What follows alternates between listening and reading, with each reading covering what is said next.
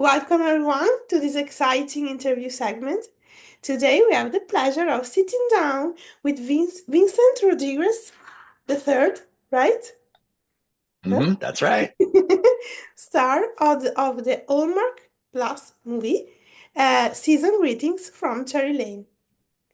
Join us as we delve into Vincent's insights into his character and the challenges of filming this movie. Thank you for being here with us, Vincent. You're very welcome. Thank you for having me. It's a pleasure. So, can you tell us a little bit about your character in Season Greetings from Cherry Lane?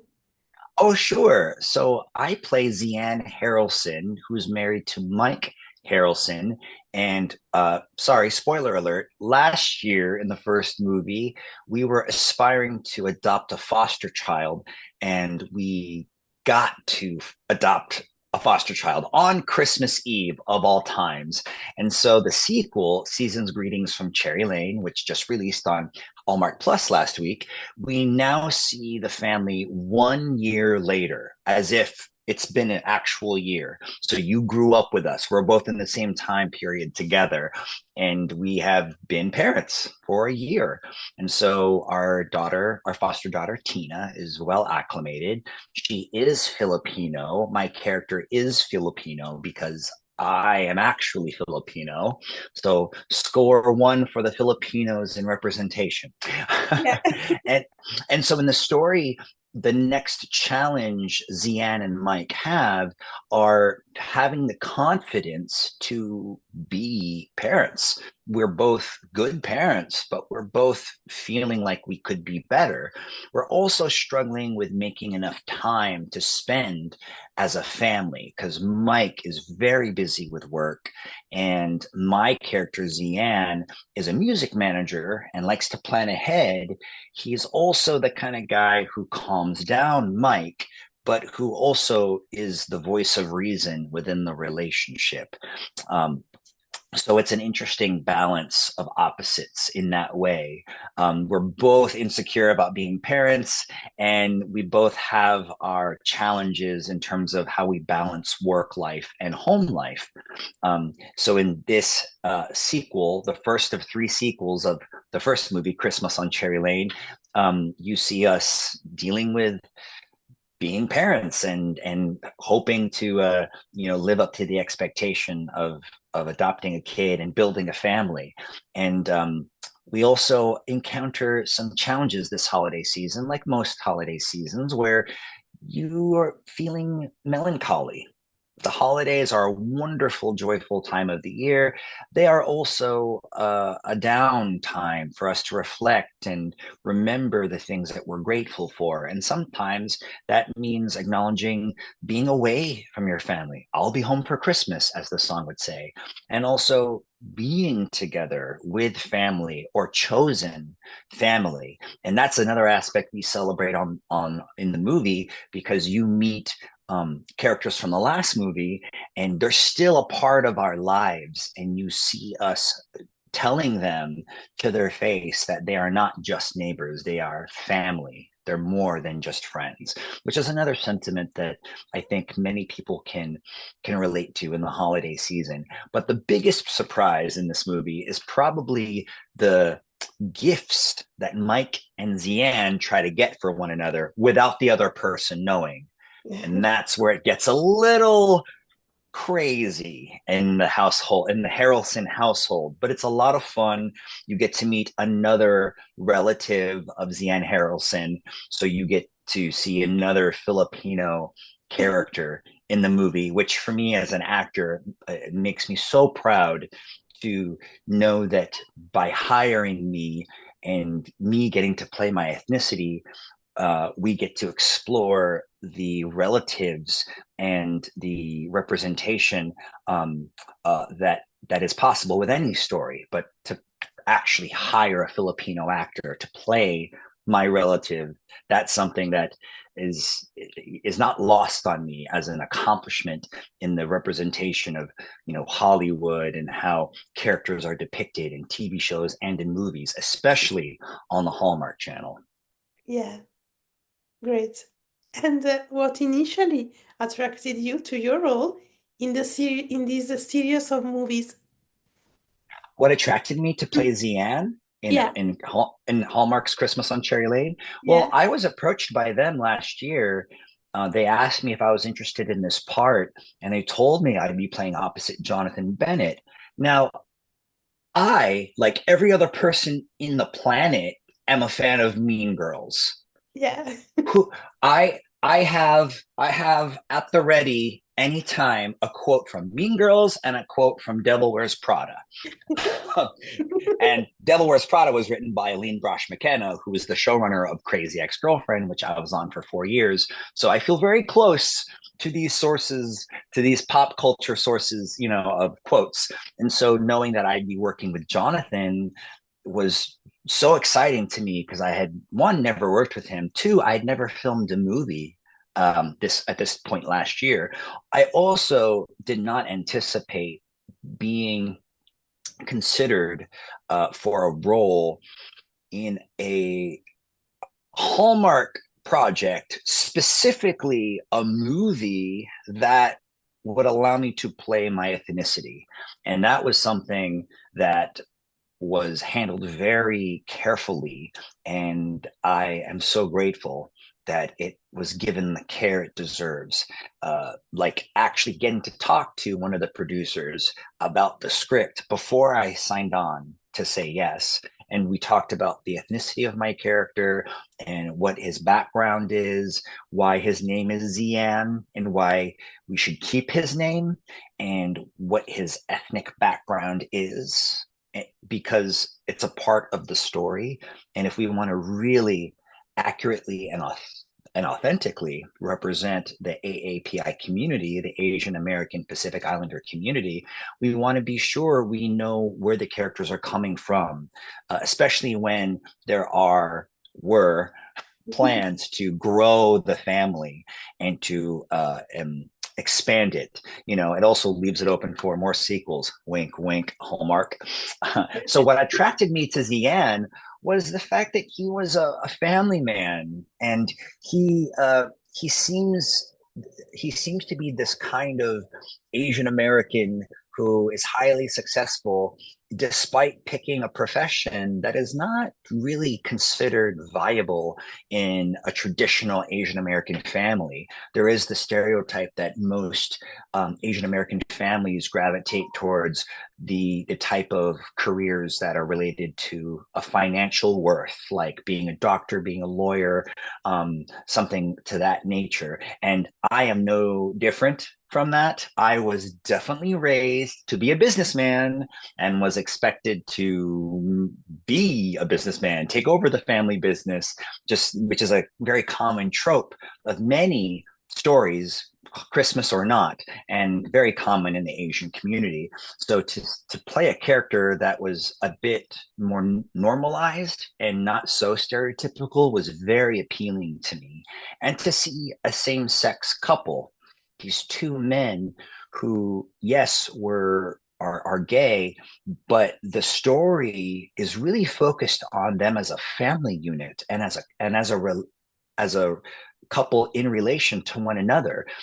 So I feel like, and it's been verified by fans, that when you look at Zian and Mike, you actually see yourself, no matter what sexual orientation you have, and no matter who you're with, boyfriend, girlfriend, whether you're close to your family or you're far from your family, whether you're an orphan, like me. Like Zian is an orphan. He is someone who is a foster kid.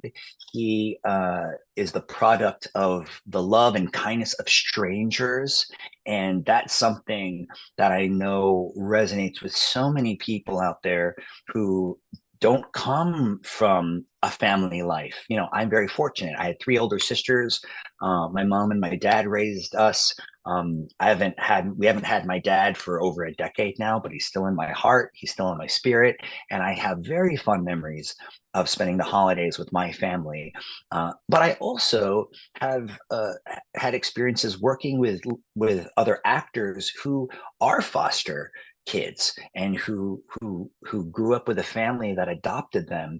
And I think I felt like I had an opportunity, a big opportunity to play that kind of character with that background because I had never done it before. And so I really love how Hallmark or Rick Garman, our screenwriter for all the Cherry Lane movies, I love how he wrote that in and he really depicted different generations of people, which is a part of the structure of the story, but also different age groups of love, relationship, community, friendship, and perseverance, especially around the holidays, which can be challenging for so many different reasons. And so I love that he expounded upon that, expanded upon that by adding not only diversity to the script, but also changing background, like having a fostered character, and the idea of a family that is non-traditional creating their definition of family, because I think so many people have that. They may not have blood related family, but they have chosen family, and that's just as heartwarming and joyful as any other family out there. Yeah, it's inspiring. Yes, it is. I found it very inspiring. So that definitely drew me to this script. And that's why I'm really excited that we have one of three sequels out now on Hallmark Plus. And a lot of the fans are already messaging me so excited and excited about the first one, which has been released on Netflix and on United Airlines. So I get messages and photos of people's screens in an airplane Yeah. in their seat of the poster or just a shot of me like being in those scenes. And I know the difference between both movies because I'm looking at what I'm wearing. So if I'm wearing a gray sweater, movie one. If I'm wearing burgundy, movie two. Great. So, and what do you think makes this movie so special and captivating? Oh, what makes Season's Greetings from Cherry Lane so special and so captivating is one, it's very diverse. In the first movie, I was the only Asian character aside from my foster daughter, Tina. In this movie, we actually see other generations that have lived in the house, and they are also Asian American. And their Asian background is not a plot point, which to me is a signal of normalization that it can be so diverse, and no matter what our ethnic background is, there's still this I'll call it an American spirit, to Hallmark movies. They capture the American spirit. I know they film movies in other countries like Canada, and like Jonathan Bennett just wrote The Groomsman. You should watch The Yeah. Groomsman. All three movies on Hallmark Plus, I think. So they filmed those in other countries as well. And but there's always this quality of American morale and tradition and friendship, brotherhood, community that I think is a through line through all the Hallmark movies. And so seeing that depicted in this new way, seeing diversity on a whole nother level that I'm not used to on a Hallmark movie, and seeing this really interesting and compelling connection between these couples that have never met and they just happen to have lived in the same house. There's something about that I think is so powerful and I think so captivating for an audience who maybe grew up in a house that has history. Because we often have stories about where we're from, but more specifically, what house did you grow up in, and do you know who lived there before you? And so I think this installment, this new sequel to the Cherry Lane, universe is just continuing this idea that just because you haven't met the people who lived in the house you live in doesn't mean you're somehow connected. And it's just this beautiful theme. If you were to zoom out, like we're in a snow globe, and if you were we're in it. But if you were to zoom out outside of the snow globe, you would see we're all on the same snow globe. We're all connected in some way, and it's beautiful. And we may not even know how we're connected, but we are. And that's something to be grateful for and to use as a reminder that there is magic out there. Yeah, yeah, absolutely. So, what was it like working with the rest of the cast and crew on set? Oh, I loved working on the Cherry Lane movies. Well, one, Jonathan Bennett, the star of the movie, he's just a powerhouse in so many ways. He and his husband James, who actually has a Christmas single that was featured at the end of the movie. So, like, talk about power couple full of talent. James is seen in a lot of Jonathan's in social media because they're heavy on social media, and I love watching them. They're the funnest people to kind of watch back and forth because they just kind of bring the fun and they share it with everyone. And that's why Jonathan has so many followers and why so many people are engaged with him and James. And I think that kind of energy, Jonathan definitely shared with me. And that's something I think we have in common because Jonathan and I love to have fun. We also are huge theater nerds. I say that with pride. You know, he was talking to me about being friends with Ariana Grande, and hanging out with Ethan Slater, who played Bach in the movie and is actually boyfriend to Ariana Grande, and how they would be in the dressing room in New York on Broadway belting show tunes together. And Jonathan telling me that made me a little jealous, but it also told me that I'm around like-minded people who, may who are in love with musical theater as much as I am, but who are also passionate about telling stories that really unite people and bring so much joy to an audience. Hallmark is notorious for creating this warmth, this consistent warmth in their projects and in their stories. So for me to be a part of that and to be on a set with people who are in charge of creating that story, the lighting person, the focus puller, our director Gail Harvey, our writer Rick Garman, our producers, and our cast, or even our guest stars, like it's a true collaboration. And working on set with them again was just a reminder of how magic really does exist when you gather a bunch of artists who are creative, passionate, and who believe in the power of the Christmas spirit through stories.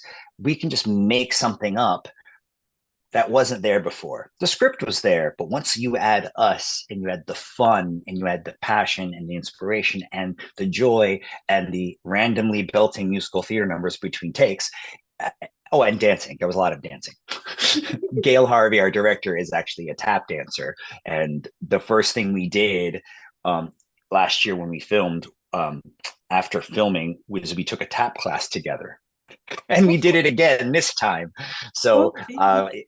so all that, so imagine all that creative energy, that buzz, that energy in the air, just, and that's just me and Gail, like being dancers, being musical theater people. And now Jonathan Bennett, who was on Broadway and Spamalot, and we're constantly singing show tunes and giggling and telling jokes when we're not doing our jobs on set. I mean, it's like being in a playground, except when you turn left and right, you just see candy canes and wreaths and lights, and you feel the Christmas spirit. Yeah, great. So, the last question about this movie, Mm-hmm. what was your favorite scene or moment while filming it? My favorite scene or moment. What was the last thing? My While favorite scene or filming, moment. while filming this movie. Oh, let's see. My favorite scene or moment while filming Season's Greetings from Cherry Lane was. Now, okay, usually what I say in this moment is I say my I am notorious for loving an ensemble moment, a group moment. I, I know I'm an actor and it's like me, hire me. But when I'm in stories, Crazy Ex-Girlfriend with love. Even my stage work, Irving Berlin's White Christmas, which I'm on the cast recording of, Disney's The Hunchback of Notre Dame, Here Lies Love, off Broadway at the Public Theater. I am in love with being a part of an ensemble cast where we work together to tell a story, and it's not necessarily about one individual person. We have moments of solo, but we're really there to help facilitate a much bigger story and and work together. And so I want to say that moment in the movie, which was when we were doing our group scenes, is my favorite. But I'm gonna say something else instead because there's a moment that from the moment I read it, I thought that's going to be so much fun. I don't think we've seen a moment like this in a long time. And it featured just Jonathan and I, with the assistance of Quinn, played by Robert. It's the reference to Who's on First, the Abbott and Costello comedic bit where, where we face each other, and I think Robert's character Quinn says Santa, like he's giving a code word saying like warning, someone's going into that room who shouldn't be going into that room. And you see Mike and Zian, you see me like stopping like, hey, what's going on, how are you doing? And we're both trying to hide something from each other, and it turns into that classic bit by Abbott Costello, who's on first, what's on first, no, I'm second, third base, like that whole arc. I mean, if you don't know that bit, just YouTube it. It's hilarious. It's very, very fun. And so that's one of the things in the script that I mentioned to Rick Garman, our screenwriter, as genius.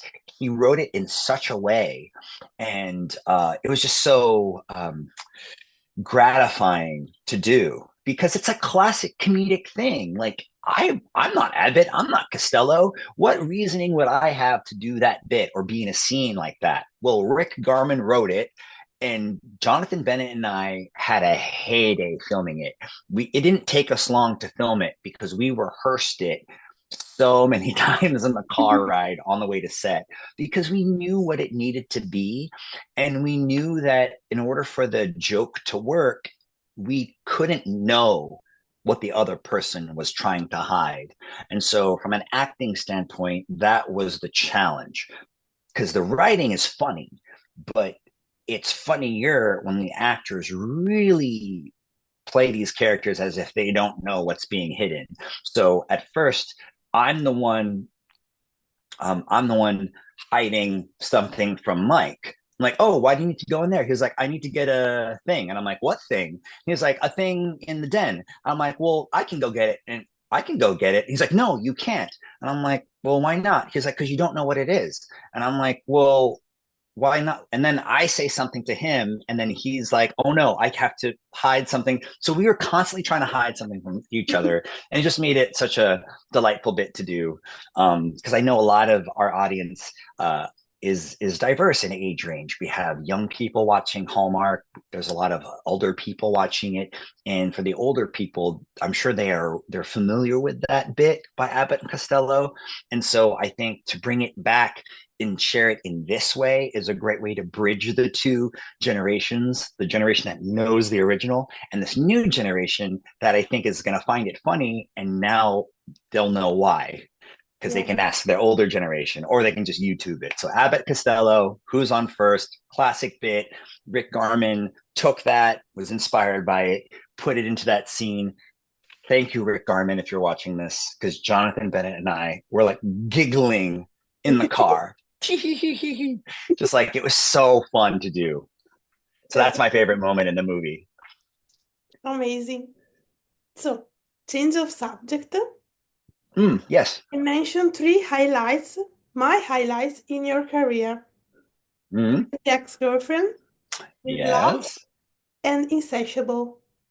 Ah, thank you. Thank you. What can you share about your time and your favorite memories on the set of these shows? Oh, goodness. Well, where do I even start? Well, I'll start in chronological order. Crazy Ex-Girlfriend was a game changer for my career and my life because I went from being a musical theater actor performer in New York City who strived to be on Broadway for 11 years, but never booking a Broadway show, skipping the Broadway show and booking Crazy Ex-Girlfriend, which was not guaranteed to actually be produced. We filmed the pilot and it got dropped by CBS. I don't think a lot of people know this. You might not even know this, Desiree. They dropped it. They're like, we're out. And we're like, what are we gonna do? So I remember as a cast member getting a phone call from Aline Brush McKenna, our showrunner, who wrote Devil Wears Prada, 27 Dresses, and the Annie remake, and We Built a Zoo, and Rachel Bloom, who starred in the show, is a co-creator of the show and is like viral on YouTube, and who is head of our songwriting team with Adam Schlesinger, may he rest in peace, and one of our writers' room writers and co-executive producers, Jack Dolgen.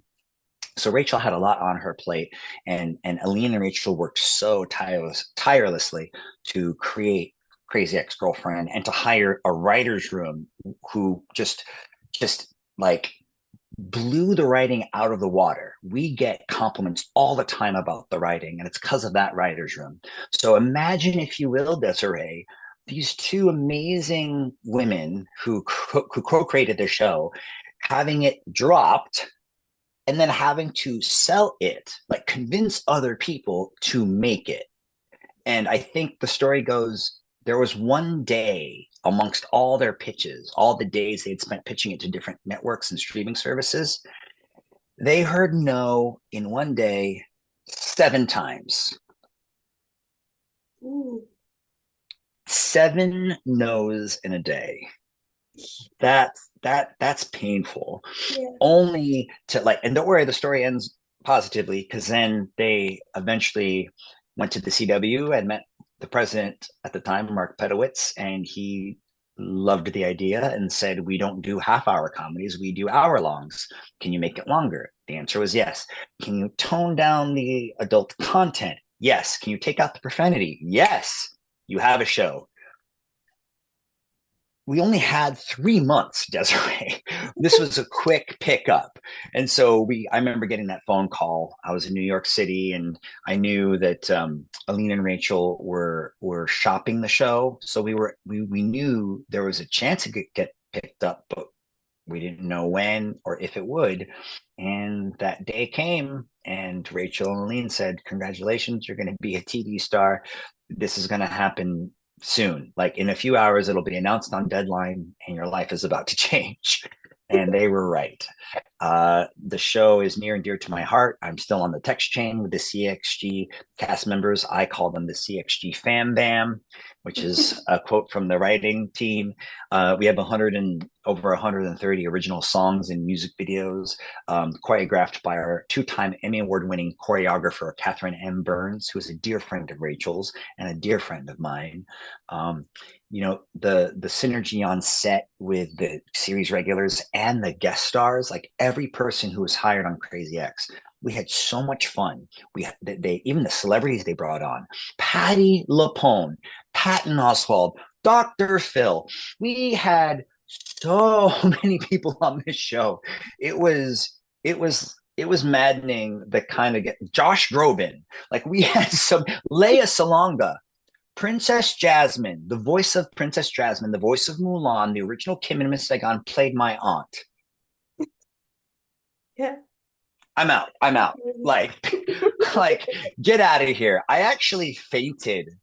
I faux fainted when Aline told me that Leia Salonga was going to play my aunt Mirna, or in the Filipino, in Tagalog, we refer to as Tita, is how we refer to aunt. So Tita Mirna came to be, and I was like just I'm out. Amazing. So there were a lot of highlights during Crazy Ex-Girlfriend. I actually have my phone is filled with memories of the show because I took so many videos and so many photos, and I'll actually be releasing a lot of footage on my YouTube channel and social media in the new year, because I'll be developing my YouTube channel and social media. So all my followers, make sure to keep an eye out on that because I'll be making more content on YouTube, and you'll see some clips of us behind the scenes that you've probably never seen before. Um, and I am just overjoyed to be able to bring that to you, to bring that to the fans because they love the show so much and they rewatch the show so much. I mean, when it left Netflix, people were so sad and so upset. And I'm like, don't worry, you can buy the DVDs. You can, they're available on They are all. Amazon. I was like, they're not sold out. You can get them on Amazon, and click the link in my bio because they're part of my Amazon influencer account, among my favorite things. So trying to make sure that people knew where to watch the show. I think it's also available on Amazon Prime Video and Apple TV. Just in case you're like dying to watch it and re-binge it because it's one of those series that is definitely worth rewatching. And of course, all the songs are available on Spotify, iTunes, Google Play, and all on YouTube. So the fact that I got to be a part of something that is internationally known and loved and continues to be watched and appreciated is a huge gift. And it's not lost on me how impactful the show has been to those viewers who are dealing and struggling with mental health, because that was a huge focus on the show, if not the main focus of the show. Watching our anti-hero Rebecca Bunch go through these tumultuous challenges and navigations of being an adult and being in love and being a woman, and having all those challenges depicted through song and dance. Some subjects are really difficult to talk about, or taboo to talk about, or even cringeworthy to talk about. And there we were singing about it and doing choreography.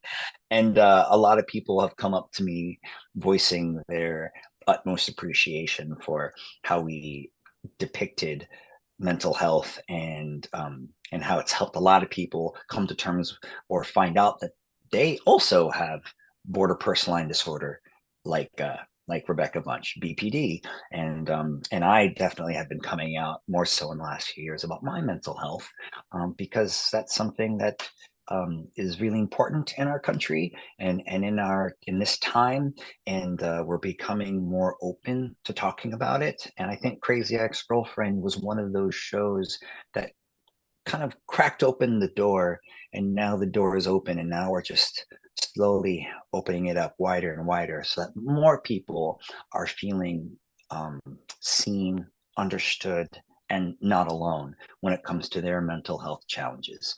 It may be a challenge, but it's not something that would stop you forever towards pursuing your goals, your hopes, your dreams, and building a family and living a happy life.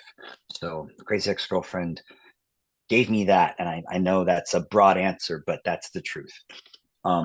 With Love, oh my goodness gracious, that was a huge blessing because With Love, this rom-com featuring, one of the most diverse casts I've ever seen in a rom-com. It's essentially I know you're asking me this later, but my favorite Christmas movie is Love Actually.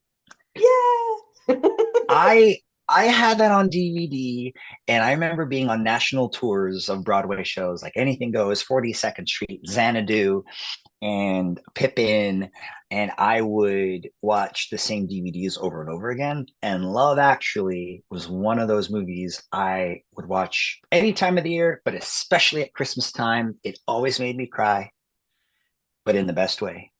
Yeah. It did make me sad, in the best way and the worst way. It's like all the people who are single are crying, all the people who are in relationships are crying.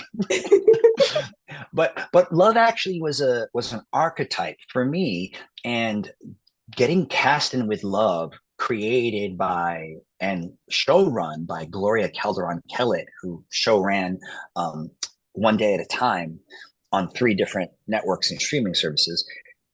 it was an experience I'll never forget. The energy on set was so it was so filled with love and enthusiasm because we were dealing with a very diverse cast, predominantly Latino. And Gloria shared with me very early on how the show came about. And when she told me that, I instantly fell in love with her and I fell in love with the show, even though I didn't read all of it yet. Once we did get it written, I fell even more in love with these characters and this universe. I mean, to the point where I would love to bring it back for a season three. I don't know how I'm gonna do that because it's we we need the money, but a lot of fans are like, "Where's season three?" And I'm like, "Oh, I don't have the heart to tell you it didn't get picked up, but it's not impossible. We could still do a season three. It would just take a moment to get the funds together." But Gloria said, and something really profound. She was talking about the pandemic. And we all know that that was a challenging time for everyone in the world.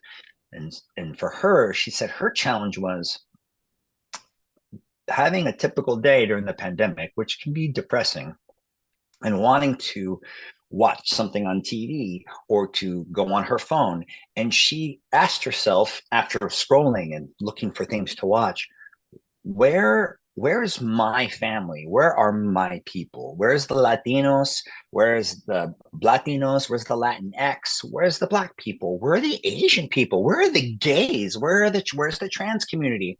Where's where's multi-generational love? Because love isn't just people for people in their 20s, their 30s, their 40s. There's people in their 50s, 60s, 70s, 80s, and so on who are in love. Where is that? Gloria said, where is the love? Where are the stories where my friends, my family are experiencing love?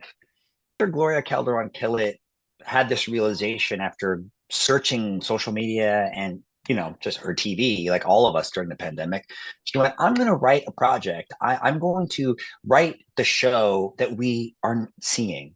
So she thought of her family. She thought of all the representation that's in her life, the authenticity, the diversity, the inclusiveness, the multiple generations in her family and in her circle. Put that into a story and said, this is a rom-com, and it's a rom-com that doesn't exist. So she took Love Actually and she infused it with us, the people who watch these movies, the people who are not represented in most Hallmark movies. She made her own Hallmark movie, but that wasn't Hallmark. It was just, here is love, whether it's 70-year-old love, 50-year-old love, 30-year-old love, or 20-year-old love. Whether you're straight or you're gay or you're a member of the LGBTQ community, whether you're trans, no matter what sexual identity you choose for yourself, she really opened it up, and she gave this platform and this visibility for Latinos. The star of With Love is the Diaz family, an affluent, wealthy, business owning, healthy relationship Latino family that is diverse, with a son and a daughter who are just like peas in a pod, best friends. The son is gay, the daughter is straight, and both looking for love. And I play the bisexual Filipino dreamboat, Henry Cruz, who falls in love with Jorge Diaz Jr., the son of the family. And the parents are played by Benito Martinez and Constance Marie. And these two are iconic in the Latino community when it comes to TV and film and representation. So to have them play these characters and to portray very accurately, if I may say so, this loving couple who is so ambitious and well, beautiful inside and out, I'll say, who are still finding struggle in maintaining their business, creating legacy, maintaining the family unit, which includes their grandparents who don't live far away and who they have a relationship with, and who also in the show also have no problem in the bedroom. Uh, but you also have the cousin, who's played by Isis King, who's a trans medical professional, not a nurse, not a nurse, a doctor. And of course, who falls in love with this doctor, played by Isis King? A white doctor who is smitten with them. And to see that story was pivotal because it may not be something you see as an audience member, but it is definitely a story that exists out there in the world. And so Gloria wrote those in. She wrote in the stories, the characters, the people who are not represented, whose songs have not been sung. And that created a lot of pride on set and a lot of love and appreciation, gratitude, I'd say, that I think shined through the stories. And if you haven't seen With Love on Prime Video, seasons 1 and 2, you should do yourself a favor and watch it. Every episode's a new season. It starts off with Noche Buena, the holiday season, goes into the New Year's. Then it's I believe it's Valentine's Day, and then you see 4th of July, all these big moments in the year for any family. And you see how we grow and how we misunderstand one another and how we heal and how we fight to keep the love in the family and to continue finding ways that we can champion one another in our goals, whether it's personal, professional, or even when it comes to love and relationships. So With Love represents something that we don't see enough of in the world. And that's why it's one of those projects that I've done that I haven't given up on, even though we got canceled on Prime Video. But I'm still connected to the cast. I'm still connected to Gloria. I'm buddies with Benito Martinez. We work out together sometimes and grab coffee, and we both reminisce pretty much every time we see each other about how special that show was. And trust me when I say, if you watch it or whenever you watch it, the love that we had on set is in the story. It's in the work. It was made with so much love and gratitude, and this idea that we are here to make a positive impact and make sure that you feel seen, no matter who you are watching it. So With Love, that's like my favorite thing about With Love in a nutshell. You mentioned Insatiable. Yes. That was actually the first job I was offered after Crazy Ex-Girlfriend, and I thought it was very odd. Spoiler alert. Um, I got to play a character that's very much not like Josh Chan. I played Detective Rudy Cruz, who is this detective who was hired to be on the case of all these deaths that were happening around pageants. Like my character was gay, and he was a bit of a, I can't say womanizer, so I'll say Yeah. manizer. I don't know if that's the right term. One of those. He was playing both male leads. He was like, I'm gonna school both of you and sleep with both of you. But he was also manipulative, and he ended up being kind of a villain and arguably crazy, which is a concept that obviously we dealt with on Crazy Ex-Girlfriend. We titled the show that, or Aline and Rachel titled the show that, but to make a point.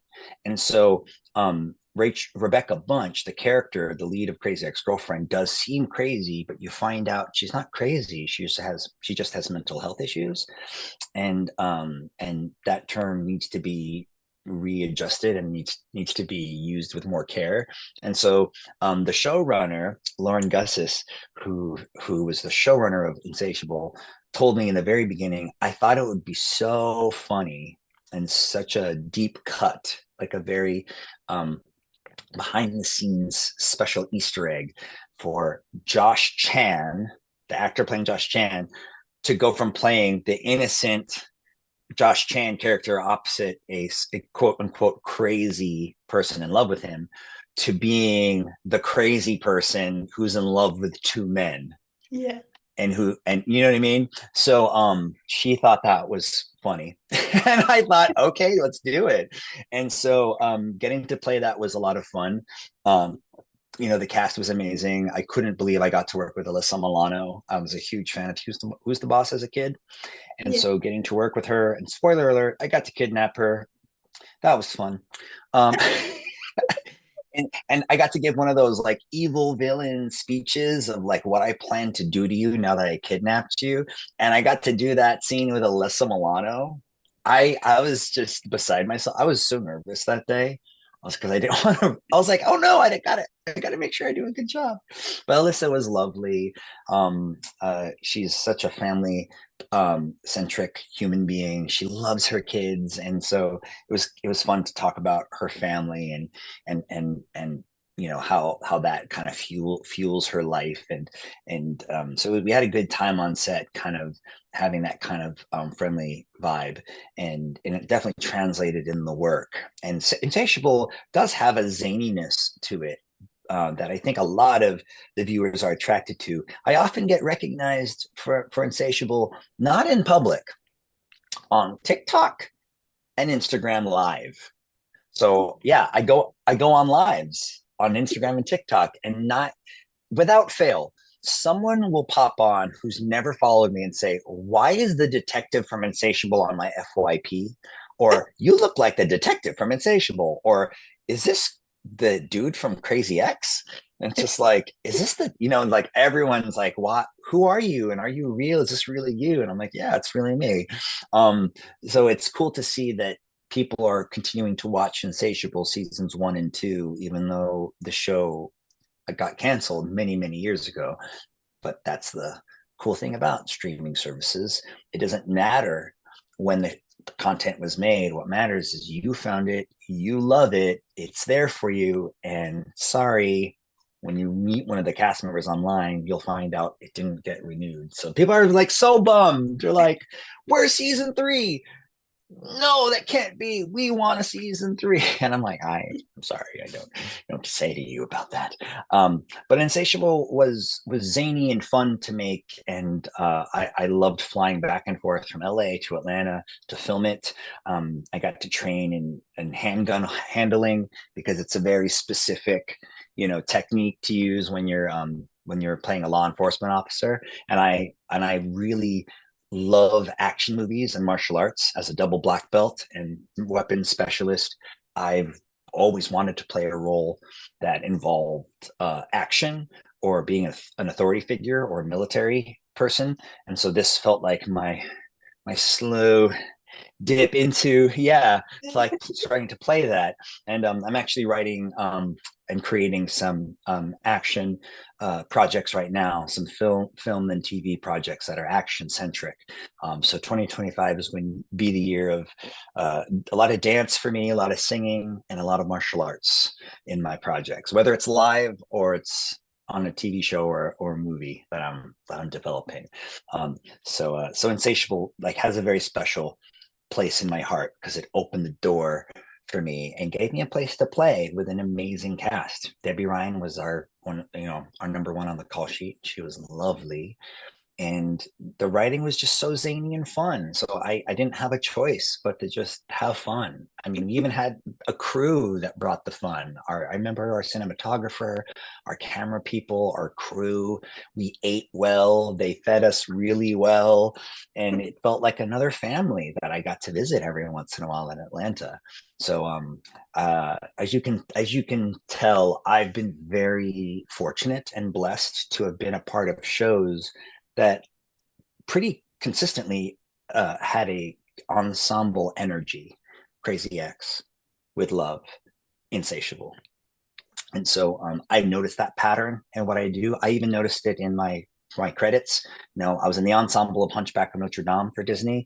It is a very ensemble heavy show because we played the gargoyles. I had to lift the leading actors up in the air for certain moments in the show, and I had to do a lot of bit parts. And when you have that kind of interaction in any story you're telling as an actor, that you build a trust with your cast, and that energy, I know it's not seen, but just because you can't see it doesn't mean it's not there. Just like it's Bluetooth, that kind of love. It's like Bluetooth. So you might not see it, but you feel something when you watch the show. And so that's something I found consistent with many of the projects I've gotten to be a part of. The audience walks away with this feeling, and whether they know it or not, part of the feeling they have is because they're seeing the outcome of a group of people really working so closely together and having a good time creating a story, using one another to like elevate what's there. And it just creates for a really thrilling experience, because who doesn't love stories? Yeah. Humans, we love stories. It's in our DNA. And so it's an honor to get to be a part of that. Yeah, that's amazing. So I tell you my highlights on your career, and then I ask you what have been some of the most memorable projects you have worked on throughout your career and why for you? Hmm. Well, I think my first highlight was my first job being on the national tour of the Broadway show 42nd Street right out of college. I had only, not many people know this, but well, let me just say 42nd Street is a tap musical. It's Oh, all tap dance, and it's a typical MGM, like MGM the movies, like the black and white movies from the old black and white movies. It's that, but brought in to the stage live, and it's tap dancing, and there's like an ensemble filled with tap dancers. And so the show opens with tap, it has tap throughout the show, it closes with tap, and the bows are tapped. It's this feel good traditional musical comedy tap musical, and that was my first job out of college. And it was pivotal for me because I had only been taking tap class for 3 years, ooh, and yet I booked this job. So I was the worst tap dancer in this cast, but I had so much fun, and I have so much joy for tap dancing and for the people who inspired me to learn tap. Gene Kelly has always been an idol of mine since I was a kid. This very handsome, masculine, athletic figure of beauty and grace, with also strength and charm and a softness, but also this kind of this physique that was such a um, just powerful energy, but always so graceful. So this balance of masculine and feminine in a way that was so confident and comfortable in his own skin. And I wanted that, especially as a Filipino kind of chunky, like not a lean person, not a lean dancer, but a thick dancer who did martial arts and who loved musicals, but who was coming to terms with his own sexuality and his own sexual identity. And so Gene was kind of a role model for me, and showed me that there can be a balance of masculine and feminine energy, and ultimately being a part of the story and acting well your part, no matter what that means, is is one of the most honorable things you can bring to an art form that you choose. Integrity and true unleashment of your artistic ability, and to do that in a way that inspires others to work in that way too, but also knowing that it's an art form that is American born musical theater, and brings so much joy again to the audiences who watch them. So 42nd Street was my first job, and also like a highlight of my life, especially as a tap dancer, because that's how I made my money for many years, based out of New York. The next one is that highlight for me was actually shortly, like a year after that show, I was hired to be in the original cast of Irving Berlin's White Christmas. The same choreographer of 42nd Street, Randy Skinner, Broadway genius. Um, he created a brand new dance vocabulary for this new musical, this musical adaptation of this classic, Christmas movie that we watch every year. I know not everyone watches White Christmas every year, but that used to be one of those staples, those older Christmas movies that you always watched, where it was always on a certain channel, right? And so I got to be in the original cast, stage production, and the cast recording, and uh, it was just kind of a surreal moment for me to be a part of something new, to create a part in a show, or parts in a show that have never been created, or music that's never been sung. harmonies that have never happened before, costumes that have never been worn, designs that no one's ever seen. And it was directed by Walter Bobby, one of my favorite directors. He directed the Broadway show Chicago, if you know Oh, Chicago. Yes, so he yeah. didn't direct the movie, but he directed the musical. And he also was Nicely Johnson in the Broadway revival of Guys and Dolls many years ago, opposite Nathan Lane and J.K. Simmons. And so I never forgot that. And so that was another highlight for me, to work with someone whose voice I would listen to on repeat in my bedroom, just singing "Sit Down, You're Rocking the Boat" from Guys and Dolls, pretending I'm Walter Bobby playing Nicely Johnson. And so now to be directed by him in this new musical, it was an honor. And I got to work with some amazing dancers and artists. And, it's a Christmas musical. So as you can imagine, there was a lot of emotions around that time, because I wasn't always with my family. I was with my chosen family, my cast, and they were away from their family. And we, in the show, we created this universe, this energy that really highlighted the sentiment of melancholy and longing and bittersweetness that the holidays can bring. So we put it all in the show. You have love, you have family, chosen family, melancholy, joy, wonderment, magic. It snows on stage, it snows in the audience. When we sing the title song "White Christmas," which I still remember my vocal part for, because every time I listen to it. But that show moved on for many years. I originated the original cast, which had premiered in my hometown, San Francisco, at the Current Theater, where I saw my very first professional musical, Phantom of the Opera, national tour. And the following years, I originated the Toronto Company of White Christmas and the Boston Company of White Christmas.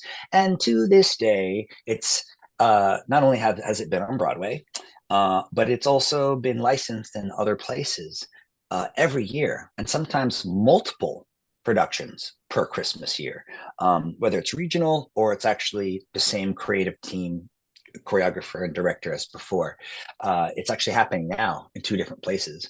Some of my friends who are in the original cast with me are doing White Christmas right now, doing the original choreography and playing lead roles, not ensemble parts. So I feel like I left behind a bit of a legacy by being a part of these shows and being the only Asian American in White Christmas. And again, another dream of mine come true, to take a something as old and timeless as White Christmas, this movie that I grew up watching, and combine that with my love of MGM musicals and my obsession with Gene Kelly and his choreography, and all the dancers he danced with, Sid Charisse, um, um, uh, uh, oh geez, forgetting his name, Fred Astaire, Donald O'Connor, all these greats who tap dance, Sammy Davis Jr. and Gregory Hines, and Judy Garland, Mickey Rooney, all these performers, these stars who were notorious for performing live and making movie history. I feel like by being in White Christmas, I got to kind of combine all those loves into one thing.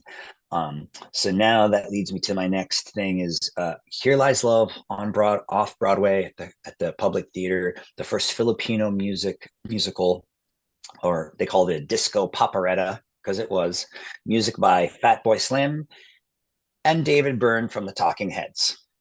So the songs were insanely amazing. The music, Fatboy Slim's beats were just like in my spirit. Like I would watch the show, whether I was in the show or playing a part, and just the audience is watching, and they're just this is constant like dance in their body.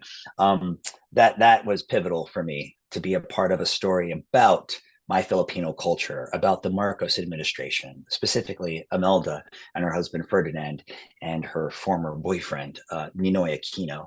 I actually understudied the two male leads of the show, played by Jose Lana, Broadway's Jose Lana, Spelling Bee, and Flower Drum Song, and then TV and films, Conrad Ricamora, who was in, well, Broadway King and I as Lunta, and How to Get Away with Murder, and he's and Fire Island, so the movie. So it was really neat at the time to understudy these guys and get to go on for them whenever they got sick. I also played the DJ for the first month of the run, the second year that of the show, because it was a hit the first year and I was in the second year, and so I got to play a DJ for a month. I got to go on for Ninoy Aquino. I got to perform for David Byrne. I got to perform for Tony Award winning director Alex Timbers, who directed Moulin Rouge, Beetlejuice. And I'm blanking now, but he just, and oh, Here Lies Love on Broadway, and Gutenberg. Like Alex is a Broadway directing legend, and being a part of the Here Lies Love cast was very special for my Filipino roots, because it was such a strong representation of diversity, and also a very telling tale of, you know, politics and power, and how moments in history are made, and how human we really are, and how the positive intention of a person doesn't always lead to goodness. And it was a very complex story to tell, but as you can tell from the title, Here Lies Love. Like, love is always there, and love can make you do anything. And so there was a lot of pride in that show. The Filipino representation was on point. The music's insanely amazing. The cast, mostly Filipino cast in the version I did, was incredible. The Broadway cast, which was all Filipinos, produced by Filipinos, Joe Coy, Lea Salonga, my buddy, my lead producer, Don Mike Mendoza. He was a co-producer on that show. That's how I met him. And so Here Lies Love has a very special place in my heart, and it represents what's possible in the world, and how there's no dream too small or too big.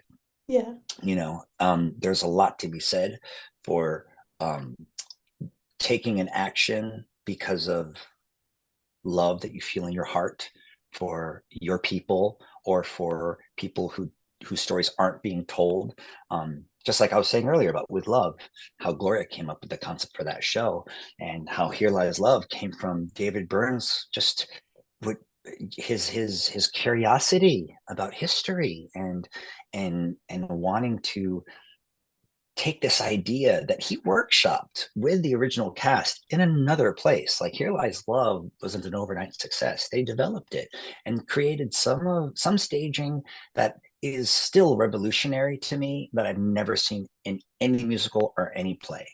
Alex Timbers and our choreographer and our music team created just a unicorn of theater by doing Here Lies Love. So to see it close on Broadway was sad, but it was also exciting to know that it's been on Broadway and there's nothing stopping it from mounting anywhere else. So I have high hopes to be a part of that next iteration of Here Lies Love in the future.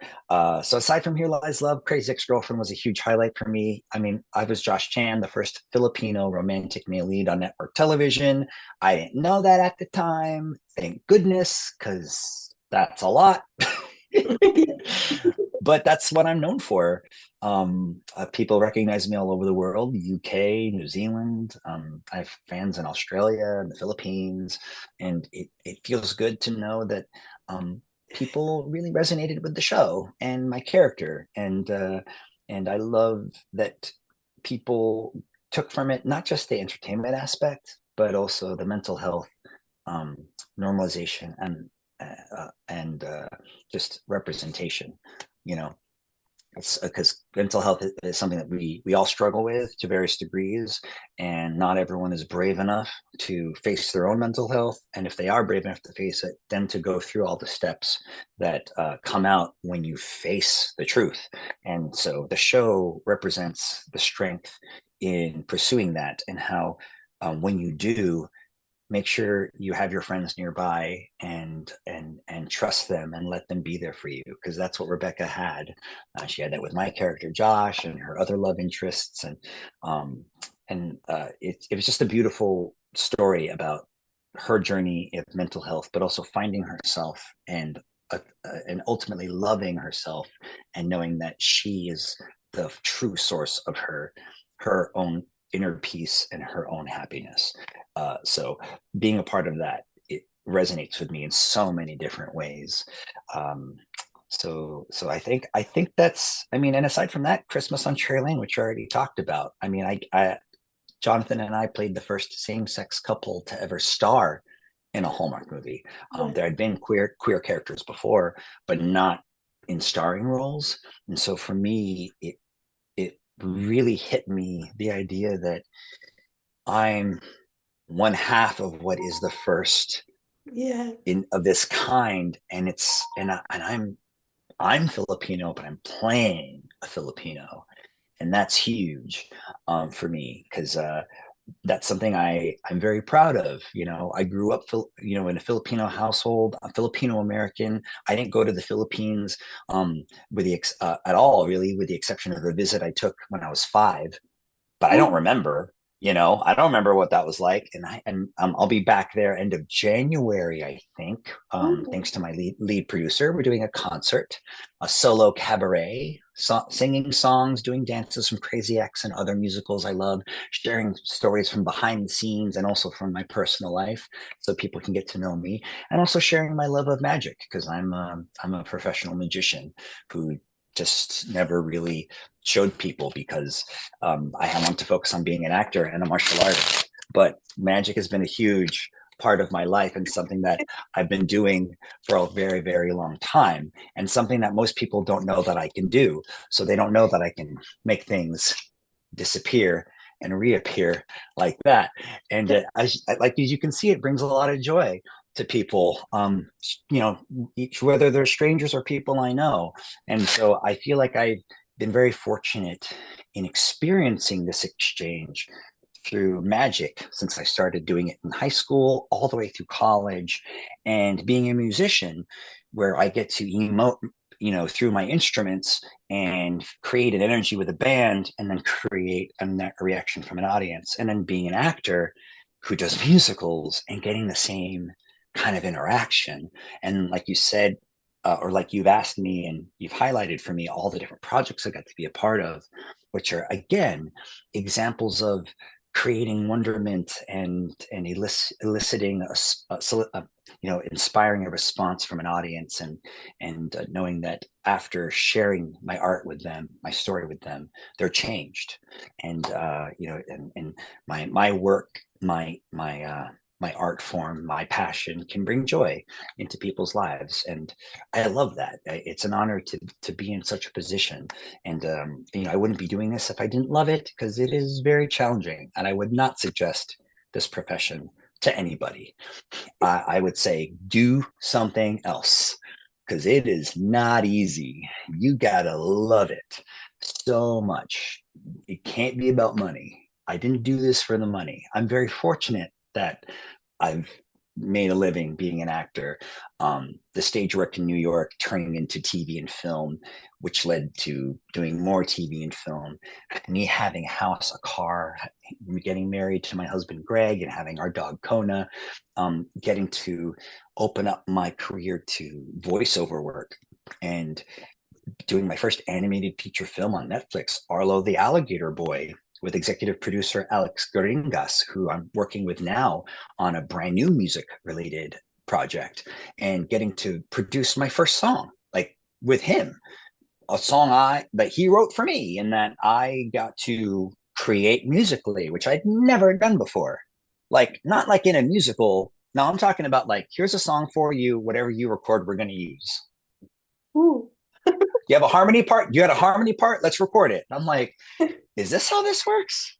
So so like all these things have opened up since doing theater and getting into TV and film, and then getting my feet wet with voiceover, and how that led to my first animated feature film for Disney, Raya and the Last Dragon, which I'm staring at a poster of right here that my husband got for me for Christmas, and that leading to playing a gay ghost in season 2 of The Ghost and Molly McGee. I played Jay Jeff, who's boyfriend to G Jeff. And that's kind of cool. Like I was very pleased to be cast in that, and to know that one or two episodes became multiple episodes after they started working with me, which as a performing arts educator, I teach performing arts, everything across the board: singing, dancing, acting, even martial arts. I worked with a chorus at my old high school last week, so I was conducting them, and I was dancing with them, and leading them, and getting more of their ideas out of them, and getting them less self-conscious and into their artistry. Like, I love being in that process. And so as a teaching artist, it was just thrilling to be a part of voiceover projects that kind of um, break barriers and combined all the different interests that I've had artistically. So, and knowing that I get to represent the LGBTQ community in the process, and champion Disney because I'm a huge Disney fan. Like, I go to Disney World every summer to celebrate gay days in Walt Disney World. I'm actually going to Disneyland this weekend with my husband to see all the Christmas decor and see all the new shows. So yeah, exactly. Fellow Disney fans, we're in good company. Yeah. Oh, and then I'm actually on a Disney project now called Kindergarten the Musical. I play the Filipino dad to Radish, who's a Filipino kid, and so I, as you can tell with this theme that I'm kind of painting for you, I love and I'm honored to be a Filipino actor who brings his ethnic background to the project he's in, because we need to see more representation. And I think I noticed, um, since playing Josh Chan, I've noticed more and more Filipino roles. Manny Jacinto in The Good Place. I mean, Conrad Ricamora, How to Get Away with Murder. He's in a TV show now on Hulu. He was in Fire Island, the movie. Manny Jacinto is in a Star Wars project on Disney Plus. So it's like we're starting to see more Asian representation, and specifically Filipino representation in Hollywood, and on Broadway too. And at Disneyland, I see a lot of dancers at Disneyland that are Filipino. I can tell, and knowing that there are even more Filipinos working on Broadway. I think one of the cast members of Here Lies Love on Broadway um, got an ensemble track, a featured ensemble track in Back to the Future on Broadway. And when I saw him in that show, I was just blown away about how talented he was. And then I realized, wait, he's Filipino and he was in Here Lies Love. I'm not that surprised. A lot of Filipinos love to sing. So it's just neat to see that it's being normalized.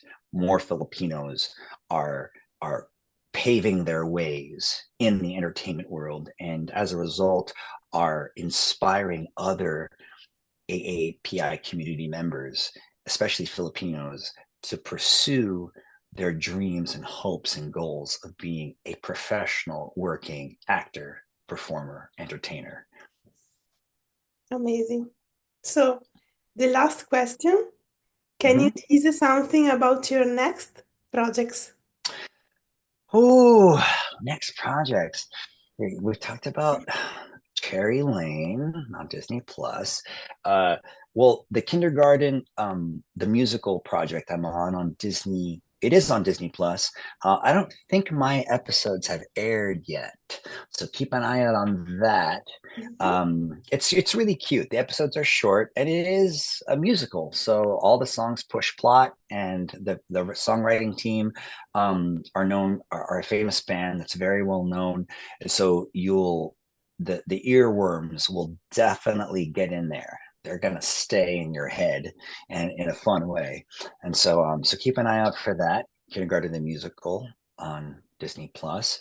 And I'd say the next project you could probably look out for in the new year with any certainty is me going to the Philippines at the end of January to do my solo cabaret, which I've been touring around for the last I don't know, the last few months, with my lead producer Don Mike Mendoza, and his company DMH Productions and Latido Productions.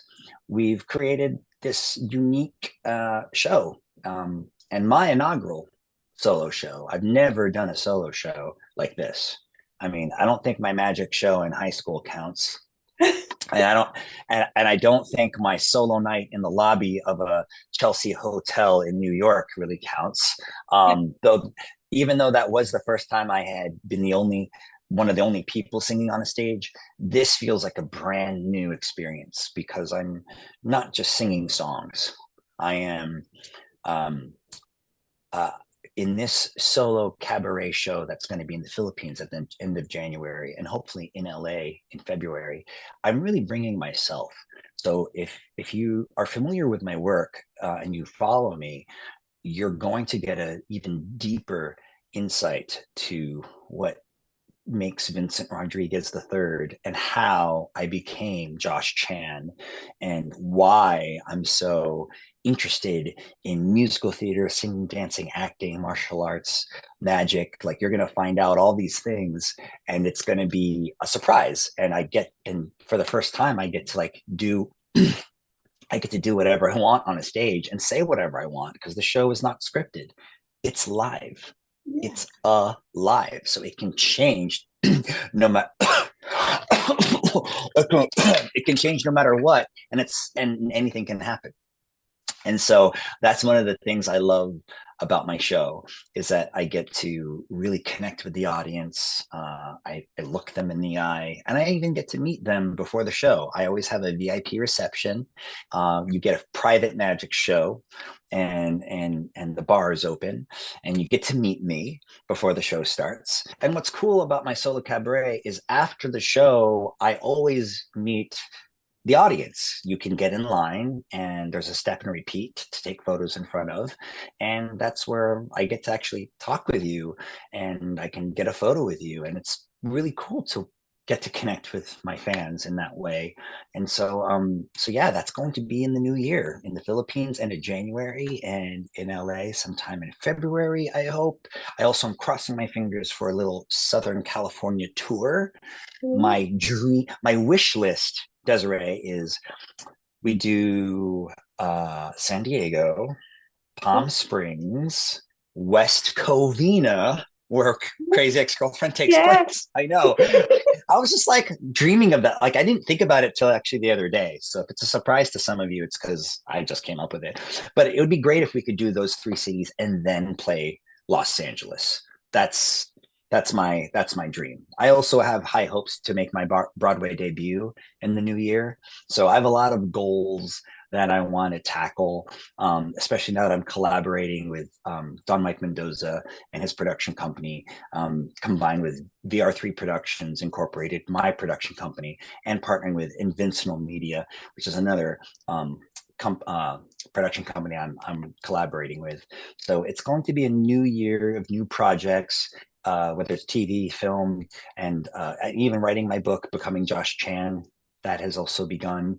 And I know this sounds like left field, but it's something I'm very passionate about. As many of you know, I'm an educator, I'm a teacher. I teach performing arts of all ages. I've taught kids and I've taught adults, whether it's on camera work, voiceover work, improv, singing, dancing, musical theater, dancing hip hop, dancing for cardio dance, or working on your distracting or your singing auditions. I do all those things, but I also am a motivational speaker. A lot of people have hired me for speaking throughout the years, and so my new year will include doing corporate speaking and lending my services as someone who can help inspire and educate people who may not be professional performing artists. Maybe they're working in a company and they just need to get a grasp on their mental health, their self talk, and how their creativity can help them heal past traumas and also help them take steps forward, leaps and bounds forward in whatever their chosen field is. Because we're all human beings, we're all creative. Moving your body helps your brain groove. When the body moves, the brain grooves. I can't take Yeah. credit for that. That's Jim Quick. So Jim Quick, you get credit for that one. But I'm an inspired guy, and I like to share that inspiration with others. So 2025 is going to be a big year artistically and educationally. Uh, uh, In fact, I know it's going to be a big year because when I was at home recently visiting my mom and doing my solo show, I Oh, met the mayor of my city, Daly City, California. I know it's oh, backwards, but so I met the mayor, and little did I know, she was being she had been inspired by hearing that I teach at my school and whether I get paid or not, and she gave me this award. oh. So I'll read it to you. It's a certificate of recognition. It says, it takes great pleasure to present this certificate to Vincent Rodriguez III. The city of Daly City commends your exceptional dedication to giving back to the community through your inspiring acting workshops. As a proud graduate of Westmore High School, you exemplify the spirit of a true hometown hero by sharing your talents and fostering creativity among aspiring actors in our city. Your commitment to empowering others and nurturing the performing arts within our community is both commendable and inspiring. Signed on the 9th day of December 2024 by the first female Filipino mayor of Daly City, Mayor Jocelyn Manalo. It's really inspiring. It's been a wild time for me, and I know it's been a tough time for so many of us in the entertainment industry, especially. And so I hope this interview and sharing these things can be a source of inspiration to also my fellow actors and artists out there, especially the ones who are people of color and who also belong to my communities, the LGBTQ and the AAPI. I think so. So, Thanks. and I hope you can come in Italy too with your show.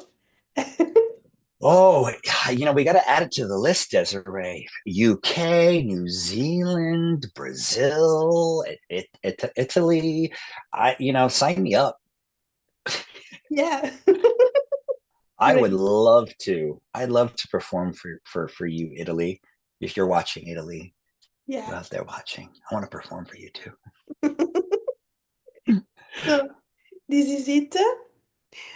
Make sure all of you to quote season sorry season greetings from Cherry Lane on Hallmark Plus and all the project uh, feature our Vincent.